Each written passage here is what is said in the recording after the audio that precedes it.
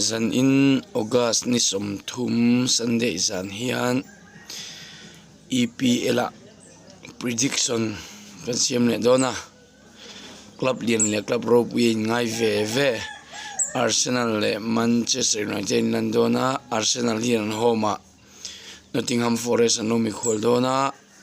ti chuan Manchester United hian West Ham United alomi khol bok dona adan ne dun chu video mi lo an sak don ya zanen khel tur pani de chu hei tu hian lo langa Manchester United le West Ham dar ko le mi somli panga ni tle min tlai de leka Arsenal le Nottingham Forest chu dar sari le chan ve ani khel don ani predict dan tu ri chu soi fe wak ngai nga hrelowa kha mania bok an predict do kha an goal thun zat le an goal chu zat vel khani meya zaina hian ti tel ga du chu goal khung tu tur te ming iristik chuan cheng somnga lo theina kan siam bok dor ani